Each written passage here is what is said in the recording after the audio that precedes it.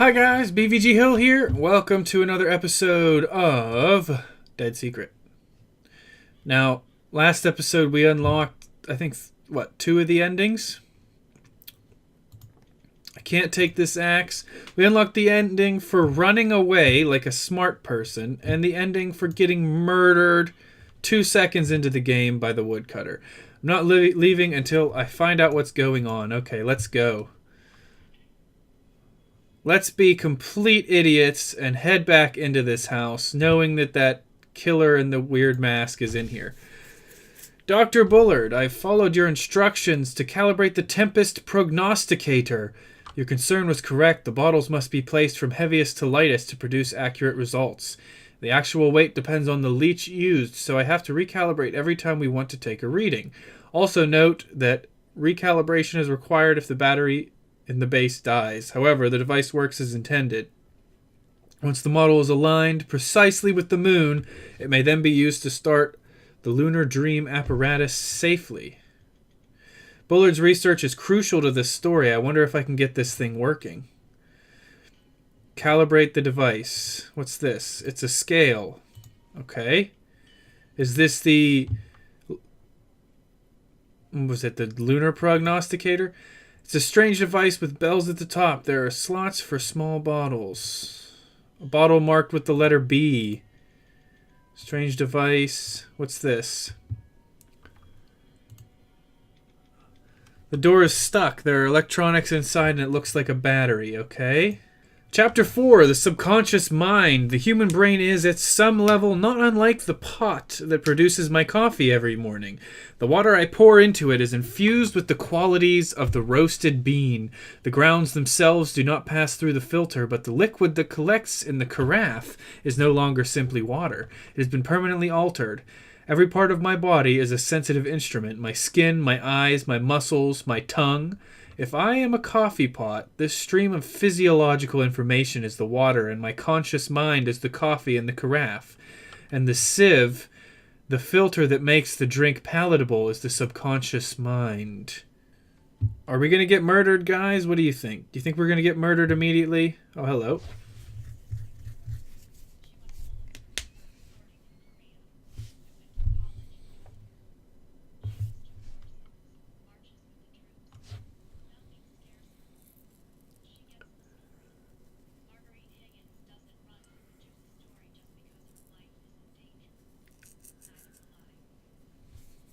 All right, Marguerite Higgins, our inspiration. What's this? November 15th, 1960. Dear Harris, I read in the paper today that you received a special award from the college for groundbreaking research. I am writing to wish you my sincere congratulations. I've said some things that I regret, but today I wish only to extend good wishes to you and to your future endeavors. Do you know the scene in North by Northwest when Cary Grant disrupts an art auction? He makes nonsensical bids with the police until the police are called to haul him away. I saw it last summer at the cinema we used to drive to in Logan. It was lonely to go alone, but that scene made me smile. My life feels like that sometimes. I poke my head up and say something crazy every now and then, just on the off chance that somebody will take me away from all this. I am no Cary Grant. I am afraid. I would like to hear from you. Please write me back. Sincerely, Cynthia. So that's his ex-wife. She misses Bullard. Oh, no, I wanna... Can I... Okay, let's go back over here because I see a note here. Can I walk over to this then? There's a note right there. There we go. How did I miss that? Daily log. Using the moon as a trigger for the lunar dream apparatus. It has its problems. The moon must be full or nearly so. The night must be clear, and the process must be started at a very specific time to ensure that the moon is visible from inside the chamber. Josie's been following weather reports and using lunar charts to try to predict days for ideal test conditions, but it's an error-prone process. The data we get back from the weather service just isn't precise enough. Today I hit upon the solution. We'll build our own weather device. In fact, we can base it upon an exceedingly accurate design from a century ago, the Tempest prognosticator. I'll have to make some modifications for our purposes, of course. I'm sure that with some tuning, we can build a device that responds exactly to our weather needs. Then we'll need to get some leeches. Okay, Harris Bullard built a strange device to track the phases of the moon. Right. Okay, so we're on the other side of the piano now. Do we want to go in here? Actually, wait, no. No, what I want to do is I want to get this thing out and see if the devil dude is in here. So, hey, there he is.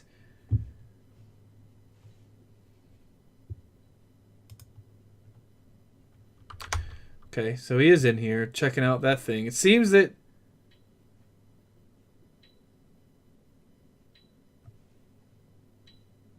Someone's smacking the piano? Fireplace has been used recently in the summer?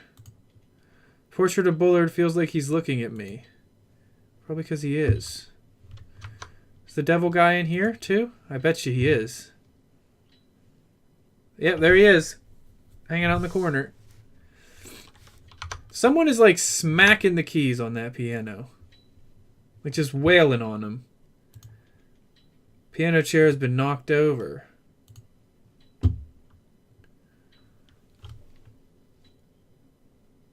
No? Okay. What's all this? Sheet music is scattered all over the floor. Was Bullard a musician? I didn't know that. Alright. National recognition for local college. Washington, D.C. The National Academy of Sciences announced its annual picks for leaders in science academia on Wednesday. Among the recipients of this prestigious award was our own Oakley College in Logan. The college won recognition for a controversial research paper published by the school's small neuroscience department last year. We are very proud to have our work recognized in this way, said Dr. Graham Wellington, chair of Oakley's Brain Studies program. We are a very small program focused on areas of research that the big schools ignore. We applaud the Academy of Sciences for giving us the chance to prove ourselves. The award-winning paper, authored by Wellington and Dr. Harris Bullard, was written in 1962 but only published last year. Titled Accessing Subconscious Waves Through Twisted Electroencephalography. Wow, that's a mouthful. The highly technical paper caused some controversy in the neuroscience community and was ridiculed by many experts in the field. The paper was the source of some local tumult as well. This paper was written entirely by Dr. Bullard, said one Oakley student who did not wish to give his name. Wellington just put his name on it and took all the credit. Bullard, who retired from the school last year, could not be reached for comment. Graham Wellington claimed credit for a research paper that Bullard wrote. Awesome. That's a note. Good grief, there's so much reading in this game. Work order, September 24th, 1965. Ordered by Cynthia Peckman. Packing labor, 20 hours, 3 workers.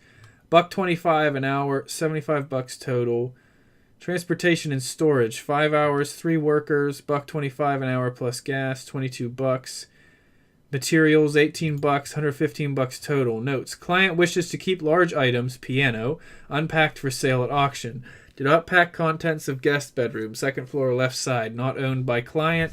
Client is still looking for key to first floor study. Will provide by 9/26. All expensive looking items are to be packed separately for immediate sale. Okay, so someone's throwing this place up. What's this?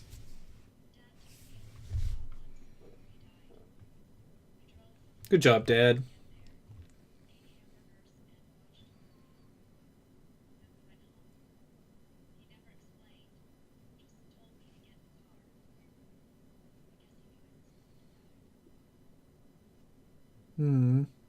That sucks, man. What is that piano doing right now? I'm going to go check everything out before that, because I feel like that might trigger something. H. Bullard, Daily Log. Cynthia called me today. She sounded drunk. Sometimes I think she calls me just to get a rise out of me. I maintained my calm this time, declined her invitation to meet, and I told her in no uncertain terms that if she was looking for money, she had best look elsewhere. And now I am going to get drunk myself. Graham came by my office this morning. He had a strange-looking envelope. It was addressed to me, but had been pushed under his door. It bore no return address, just the single word, woodcutter. I had to run to class and haven't had a chance to open it yet, but something about it makes me uncomfortable. I hope it's not another love letter from a student. Graham is a weasel. He's never stepped foot in the lab or run an experiment, but he makes it sound like he's the brains behind the whole program. Without me, he'd be a washed-up theorist with nothing to his name. Harris Bullard wants nothing to do with Cynthia. Thinks little of Wellington. This is really the middle of nowhere, even for Kansas. Just wheat as far as the eye can see. So, it was raining when I was in the house before. There's no one sitting at the piano. Is the devil dude over there? No. Okay, so it was raining the first time I came in the house. Then it stopped raining when I went outside, when I fell out the window, and now it's raining again. Oh, look, another note. I know the highway is out there somewhere, but I can't see it from here. Okay. Okay. The little mail fraud enterprise Bobby and I are operating has paid off. Since the beginning, I have had suspicions about Woodcutter's true identity, but I cannot confront him without evidence. Several months ago, I started paying Bobby extra to steal outgoing correspondence from a particular individual's mailbox. We steam open the letter, give it a read, and then send it on its way. It's not the most exciting trick in the book, and Bobby certainly doesn't like it, but I found it an effective method of surveillance. Today we intercepted a very interesting letter. This one confirms most of my theories, and has been locked away for safekeeping. When I have one or two more pieces of the puzzle, I'll nail Woodcutter to a wall. I'll have to do it quickly, though. The device, my ace in the hole, is almost finished. When it's completed, there will be no reason for Woodcutter to let me live. I'll just have to get to him first. Okay, now let's go over to this piano and probably get the socks scared off of us. Excuse me? You want to run that by me again, fool? Why is he over there standing in the corner? And who is this devil dude? The piano is blocking the way. Unfortunately, I can't move it. Okay, let's get this note then.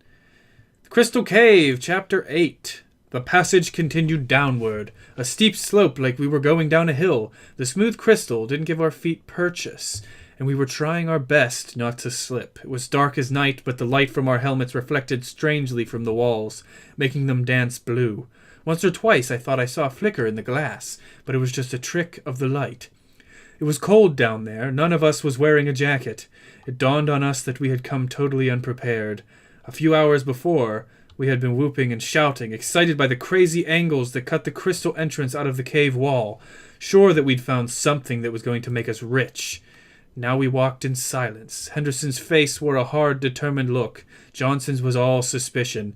Jimmy just looked scared, his skin pale and his eyes wide. I opened my mouth to say something to him, then shut it. Either we'd find a way out, or we'd die down here. All there was to it. It was then that Johnson screamed. Ah! Can I take that? Oh, yeah. I'm gonna stab that fool in the face. Can I go over here?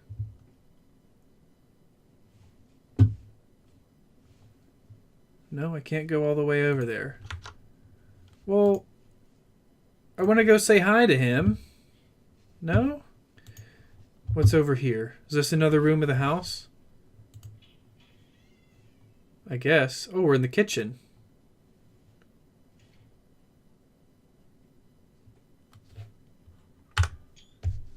Nice. So what do we got going on here then? Let's put the mask on. Cooking some eggs in here, demon boy? Huh? No? You're not even in here. Well, wasn't that unusual? I thought maybe you'd be cooking me dinner or something. Sure as hell been bothering me enough. Jeez, oh Pete's. Pots and pans, they haven't been packed very well. Cool. Stovetop is clean. Probably works. Oh, I can actually open these. Okay, we got notes. Patent Office, January 3rd, 1963. Eyewear with electromagnetic refracting lenses. Harris Bullard, Oakley College, Logan, Kansas. Filed November 7th, 1959. A pair of goggles is provided, which includes a metal strip, a battery, and lenses, an assembly which, when placed over the eyes so that it rests against the head, permits the metal strip to touch the skin just above the left ear and crossing the forehead to touch the skin above the right ear as well. The function of the metal strip is to detect upon contact electromagnetic impulses from the brain and to transmit them to lenses. The lenses are created from a glass material. Reference code pending application. That is what made to alter a refracting light based on the electromagnetic impulses received from the metal strip and amplified by the battery. This invention relates to the visualization of electromagnetic activity in the brain, and more particularly the creation of visual patterns based on the neural activity of the subconscious. Good grief.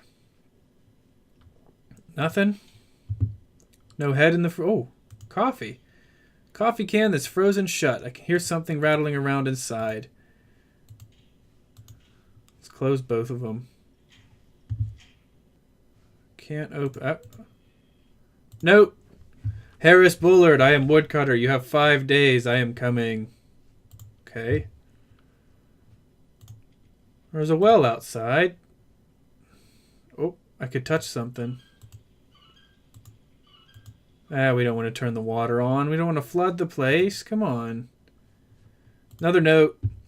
Bobby, here's a list of supplies this week. I know you're angry that I haven't paid in a month, but please wait a little bit longer. I have some money coming and I'll be able to pay you soon. Beans, cigarettes, tonic water. Leeches, as many as you can get alive. Bullard owed him money. Harris Bullard, I am woodcutter. You will complete your research and then hand it to me, or we can discuss the South Pacific in 1944. Oh.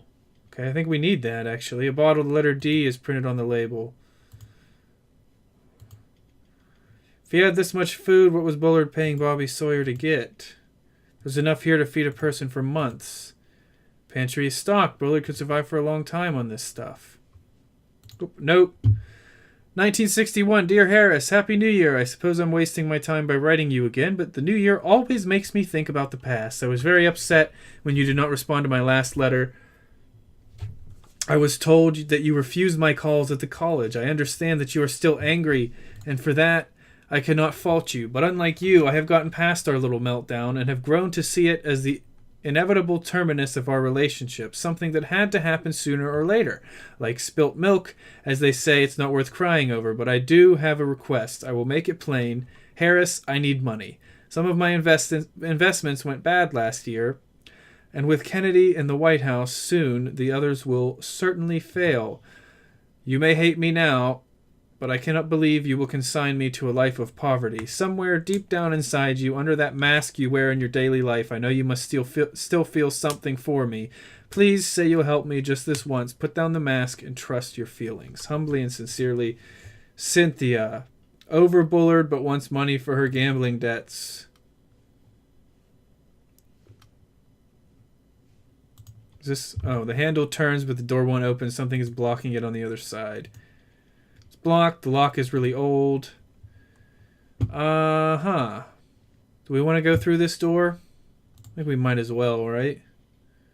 Oh. Not worth risking a fall with a broken arm. I'll need to find a light. Okay. Alright. So we can't go down there till we find a light, it seems. So we'll go back in here. Hopefully Woodcutter's not waiting for us. I'm calling them Woodcutter because I don't know what else to call them at the moment. It's actually getting dark out. Interesting. Okay, so we have this. Add that. Must be the device. Can I not add this? No?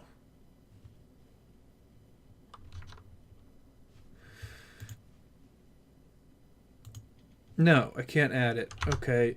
Alright, guys. Well, we're going to have to end it there for today. I'm all out of time for recording. So remember, with all that being said, if you like the video, hit the like button down below. If you really like the video, then be sure to subscribe to my channel and leave me a comment letting me know what you thought, what you liked, what you didn't like, and any suggestions you might have for games that you would like to see me play in the future.